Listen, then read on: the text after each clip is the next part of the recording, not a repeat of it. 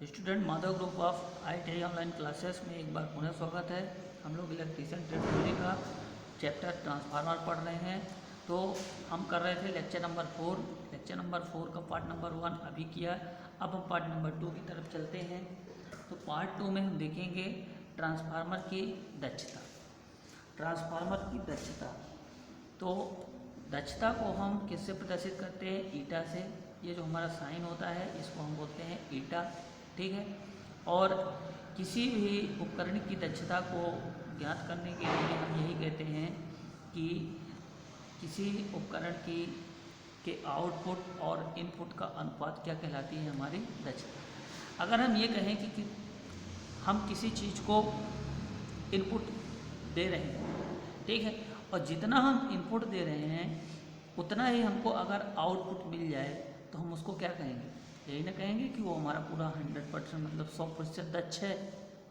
क्या कहेंगे उसको? हम 100% दक्ष है, यानी बीच में जितना हमने दिया उतना हमको मिल गया, तो हम क्या कहेंगे कि वो हमारे लिए पूरी सफिशिएंट है, पूरा एफिशिएंट है, दक्ष है। क्लियर हुई बात? यानी ये कहें कि जितना दें उतना मिल जाए तो 100%, ठीक है। लेकिन इस ब्रह्मांड में ऐसी कोई चीज़ होती नहीं है जो पूरी दक्ष हो, ठीक है। अगर हम इनपुट में देंगे तो उसको प्रोसेस करने में कुछ ना कुछ उस इनपुट का खर्चा होगा। यदि हम किसी को कुछ इनपुट देंगे तो उस इनपुट का उस उपकरण द्वारा प्रोसेस करने में कुछ ना कुछ खर्च होगा, और उस प्रोसेस को करने में जो खर्च हो रहा है उसको हम कहते हैं लॉस, ठीक है। तो इनपुट में से लॉस को हटाने के बाद हमको क्या मिलेगा? आउटपुट मिलता है। इनपुट में लॉस को हटाने के बाद क्या मिलता है? आउटपुट मिलता है, ठीक है। तो इनपुट हम ज़्यादा देंगे, आउटपुट हमको कम मिलेगा, ठीक है। तो यही कहते हैं कि जो एफिशिएंसी होती है, जो दक्षता होती है, वो आउटपुट बटे इनपुट होती है, ठीक है। और इसको हमेशा हम किस में लेते हैं? परसेंट में लेते हैं। तो इनटू में 100 कर देते हैं, परसेंट। ये हुआ हमारा एक एफिशिएंसी का एक्चुअल फार्मूला। अब हम ट्रांसफार्मर के लिए लिखते हैं। तो ट्रांसफार्मर की एफिशिएंसी को क्या कहेंगे कि आउटपुट शक्ति और इनपुट शक्ति का अनुपात क्या कहलाता है? ट्रांसफार्मर की दक्षता कहलाता है। अब इनपुट अभी मैंने बताया कि उसको इनपुट देंगे तो उसमें कुछ लॉसेस होंगे, फिर हमको आउटपुट मिलेगा। यानी हम इनपुट को लिख सकते हैं कि आउटपुट प्लस हानियाँ। कितनी बात क्लियर हुई?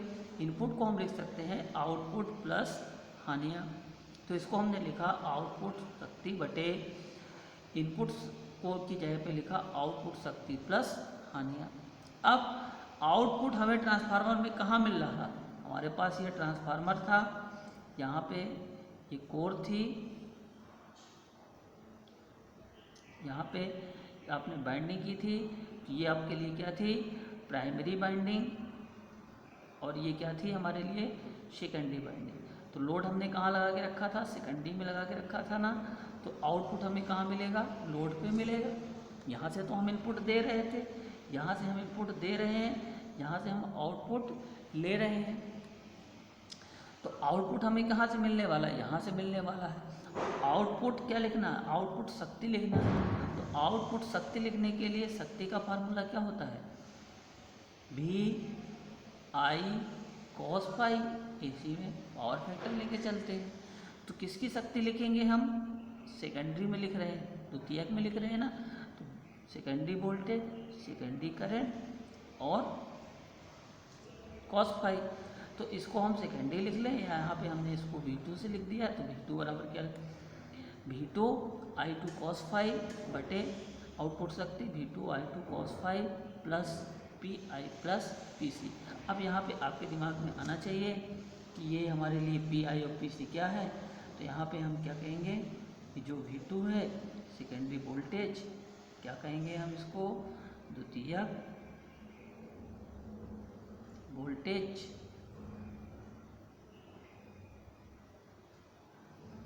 फिर I2 को क्या कहेंगे, द्वितीयक धारा, ठीक है, cos फाई शक्ति गुणक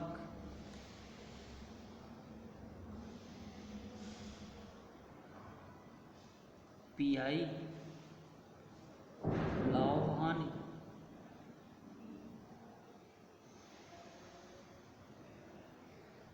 और PC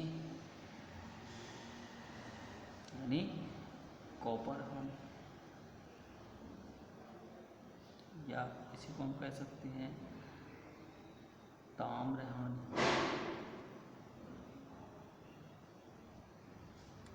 ठीक है, तो इतने बात समझ में आई आपको कि सेकेंडरी की धारा प्लस सेकेंडरी का voltage plus power factor upon में आउटपुट शक्ति प्लस हानियाँ हमारे पास दो थी, अभी पार्ट 1 में देखा, कॉपर हानियाँ और आयरन हानियाँ। अब एक चीज़ हम देखते हैं, हमारे पास एक केस स्पेशल लेते हैं, केस फर्स्ट। क्या कहते हैं कि यहाँ पे M जो है ये M हमारे लिए क्या है, लोड रेशियो, क्या है, लोड अनुपात।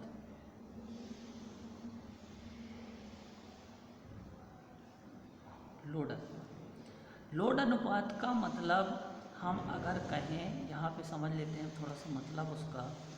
यदि हम ये कहें कि लोड हमारे लिए फुल लोड है, क्या है, पूर्ण लोड, तो पूर्ण लोड का मतलब होगा पूरा लोड एक से, पूर्ण लोड का मतलब होगा किससे, एक से। यदि हम ये कहें कि हमारे पास आधा लोड है, क्या लोड है, आधा लोड है,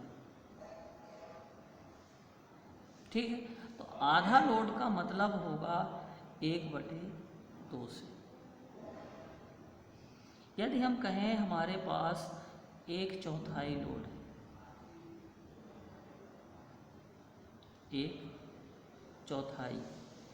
1/4 का मतलब होगा 1/4 से।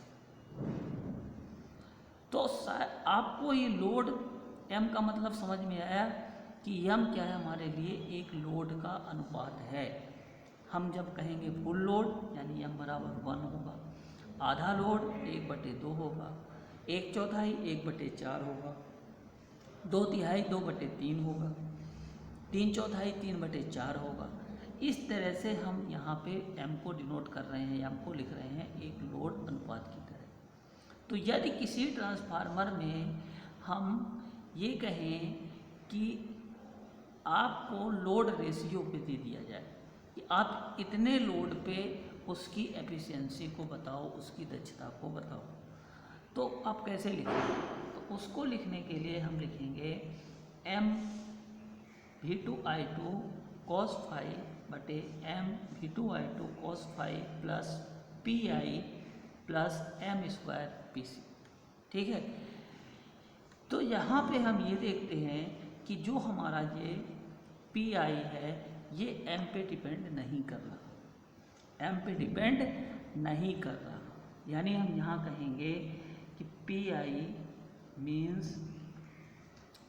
आयरन लॉस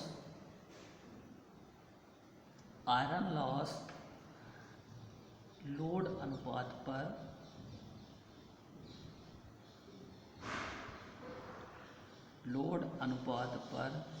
निर्भर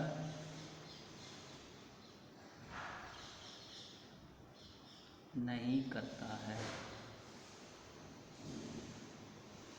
ठीक है। तो यहाँ पे आपको डायरेक्ट एग्जाम में टिक लगाने को आएगा कि यदि हम लोड अनुपात है, यदि किसी ट्रांसफार्मर में M लोड अनुपात है तो उसकी एफिशिएंसी होगी, और ये भी रहेगा, ये भी रहेगा। तो आपको यदि M लोड अनुपात दे के पूछे, आप इस फार्मूले को टिक करेंगे। यदि आपसे लोड अनुपात की चर्चा नहीं की जाती है तो आप हमेशा लोड को पूर्ण लोड मान के चलेंगे।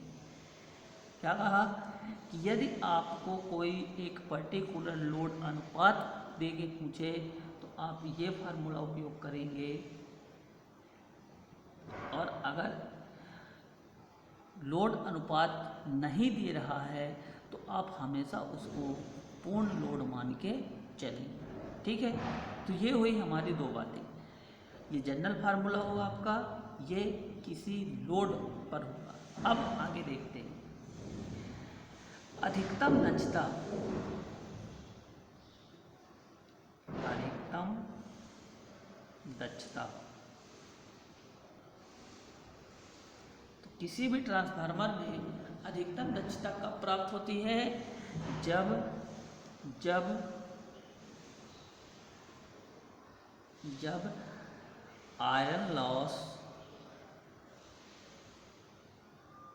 आयरन हानि, या इसी को हम कहते हैं लौह हानि, किसके? ताम्र हानि के बराबर हो, ताम्र हानि के बराबर हो, तो हम कहेंगे कि हमें जो दक्षता प्राप्त हो रही है वो क्या मिल रही है? अधिकतम दक्षता मिल रही है। ठीक है, क्या कहा हमने कि आयरन लॉस Pi बराबर कॉपर लॉस P कॉपर, ये होती है मैक्सिमम या अधिकतम दक्षता। ठीक है, तो ये हुआ। अब आपसे एक चीज पूछी जाती है कि अधिकतम दक्षता पर धारा, अधिकतम दक्षता पर धारा, तो अधिकतम दक्षता पर धारा M बराबर क्या लिखेंगे? IFL, यानी FL का मतलब है full load, under road PI बटे PCU। ठीक है, यहाँ पे मैं मेंशन कर दे रहा हूँ IFL क्या है? पूर्ण भार धारा। ठीक है, PI क्या है? लौह हानि, और PCU क्या है?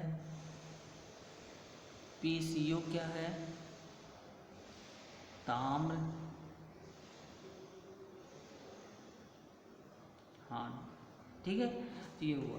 इसी में एक चीज और पूछी जाती है कि अधिकतम दक्षता पर लोड कितना होगा? अधिकतम दक्षता पर अधिकतम दक्षता पर धारा पूछ ली गई।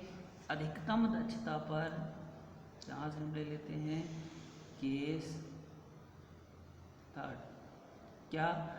अधिकतम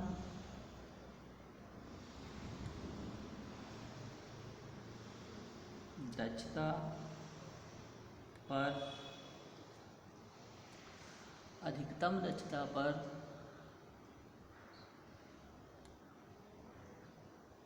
शक्ति, अधिकतम दक्षता पर शक्ति कितनी होगी? तो क्या लिखेंगे? शक्ति को किस में लिख? KVA में। KVA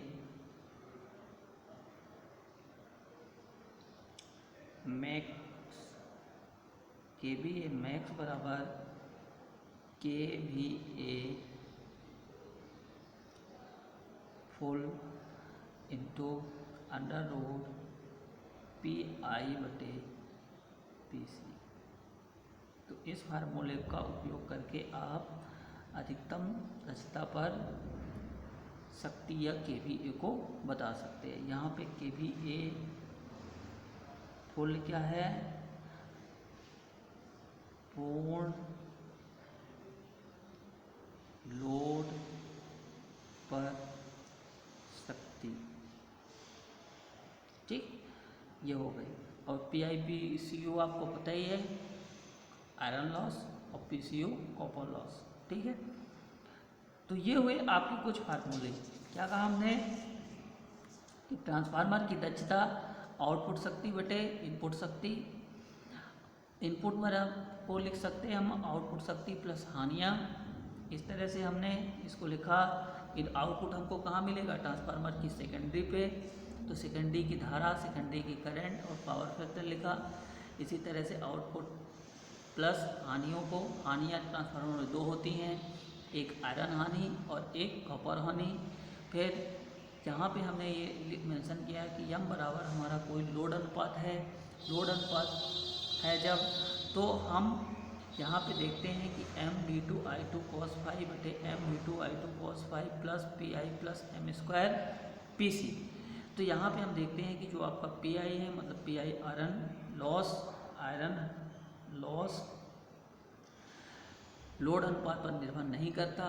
ठीक है, अब यहाँ से हम ये देखते हैं कि अधिकतम दक्षता के लिए कंडीशन क्या होनी चाहिए, शर्त क्या होनी चाहिए। तो जब आयरन लॉस या लौह हानि ताम्र हानि के बराबर होती है, तब जो होता है ट्रांसफार्मर हमारा अधिकतम दक्षता पर काम कर रहा होता है। अब इस अधिकतम दक्षता पर धारा कितनी मिलेगी, तो IM बराबर IFL इंटू √PI बटे PCO। ठीक है, ये इससे हमको अधिकतम दक्षता पर धारा मिल जाएगी। इसी तरह से हम ये कह सकते हैं कि अधिकतम दक्षता पर शक्ति कितनी मिलेगी, तो अधिकतम दक्षता पर शक्ति KVA मैक्सिमम बराबर KVA फुल लोड पर KVA इंटू PI बटे PCO। ठीक है, तो इस फार्मूले से आपको ये जनरल फार्मूलों के छोटे छोटे से सवाल भी पूछे जाते हैं और या छोटे छोटे से क्वेश्चन भी टिक करने को आते हैं। ठीक है, अब इसमें एक छोटा सा टॉपिक और देख लेते हैं, ऑल डे एफिशिएंसी। तो ऑल डे एफिशिएंसी क्या होती है, किसी ट्रांसफार्मर की पूरे दिन की जो एफिशिएंसी होती है उसी को हम बोलते हैं ऑल डे एफिशिएंसी। क्या कहा हमने कि किसी ट्रांसफार्मर की पूरे दिन की जो एफिशिएंसी होती है उसको हम ऑल डे एफिशिएंसी बोलते हैं। क्यों, क्योंकि ट्रांसफार्मर की द्वितीयक वाइंडिंग में जो लोड होता है भाई वो 24 घंटे कनेक्ट रहता है। जो ट्रांसफार्मर की जो द्वितीयक वाइंडिंग है उसकी द्वितीयक वाइंडिंग में जो लोड है वो हमेशा कनेक्ट रहता है, 24 घंटे कनेक्ट रहता है। ठीक है, तो इसीलिए हम ये कहते हैं कि किसी ट्रांसफार्मर की पूरे दिन की जो दक्षता होगी उसी को हम क्या बोलते हैं, ऑल डे दक्षता बोलते हैं। तो किसी ट्रांसफार्मर की द्वितीयक द्वारा पूरे दिन में ली गई शक्ति को हम क्या बोलते हैं, ऑल डे दक्षता कहते हैं। ठीक है, और एफिशिएंसी ऑफ ऑल डे बराबर क्या लिखते हैं, आउटपुट शक्ति 24 घंटे में बटे इनपुट शक्ति 24 घंटे में। भाई 24 घंटे आउटपुट दे ट्रांसफार्मर, अगर 24 घंटे आउटपुट दे रहा तो 24 घंटे उसको इनपुट भी चाहिए। तो ये आउटपुट शक्ति 24 घंटे में बटे आउटपुट शक्ति 24 घंटे में प्लस और हानियाँ 24 घंटे में। तो इस डायरेक्ट फार्मूले से आप क्या कर सकते हैं, ऑल डे एफिशिएंसी निकाल सकते हैं। ठीक है, अब इसमें एक चीज़ और आती है, यहीं पे हम कह सकते हैं कि यदि केस 4 है इसमें, यदि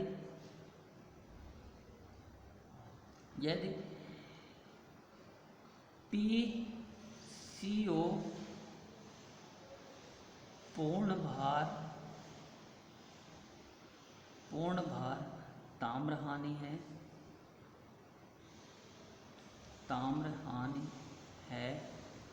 तथा M लोड अनुपात है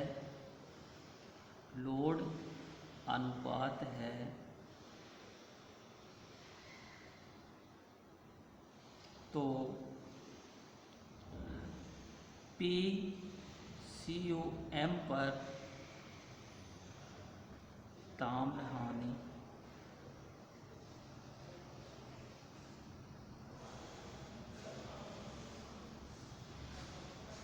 PCOM बराबर M² इंटू PCO। एक ये फार्मूला वेरी इम्पोर्टेंट होता है। ठीक है, एक ये वेरी वेरी इंपॉर्टेंट है, एक ये वेरी वेरी इंपॉर्टेंट है, यहाँ से डायरेक्ट। तो यहाँ पे कहने का मतलब ये है कि आपसे ये कह रहा है कि फुल लोड पर कॉपर लॉस या फुल लोड पर ताम्र लॉस 6400 वाट है। पूरे लोड पर ताम्र लॉस 6400 वाट है। तो आपसे पूछ लेगा कि हाफ लोड पर ताम्र लॉस बताइए। तो हाफ लोड पर ताम्र लॉस बताने के लिए आप क्या करेंगे, ये फार्मूला लगाएंगे, PCUM बराबर m² इंटू PCU। या कहने का मतलब ये है कि अगर हम यहाँ से एक छोटा सा क्वेश्चन लिखना चाहें तो क्वेश्चन लिख सकते हैं एग्जाम्पल के तौर पर कि पूर्ण लोड पर ताम्रहान 6400 वाट है, तो आधे लोड पर ताम्रहानि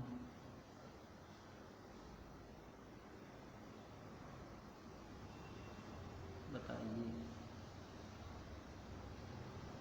ठीक है, तो क्या कहेंगे हम इसमें कि फुल लोड पर कितना है, फुल लोड पर कितना है, इसको यहाँ देख लेते हैं।